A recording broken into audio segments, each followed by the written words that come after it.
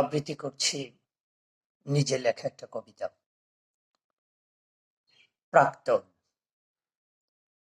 যদি আরেকবার আগাইয়া যাই, আমার জায়গা দিবা তুমি। জানো, তুমি চলিয়া যাওয়ার পর প্রথম প্রথম কিছুই মনে করি নাই, একটু কষ্ট লাগে নাই।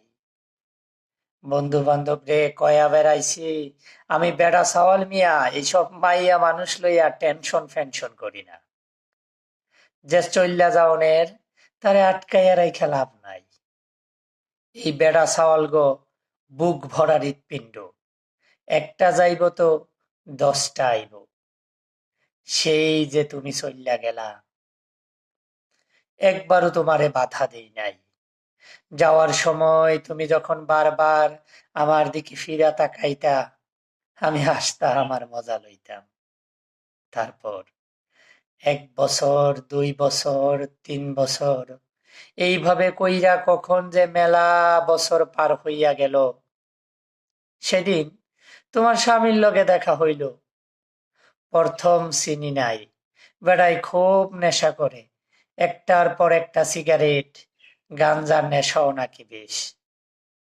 সাব্বির আমারে কইল, দোস্ত চিনো নাকি তারে, তোমার প্রাক্তনের স্বামী।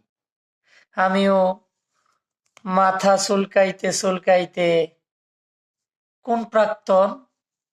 দোস্ত কইল, তোমার কথা শুনলাম, তোমার নাকি সাওয়াল আছে একটা, আমার প্রিয় নামটাই রাখছো তুমি, বাঁধন।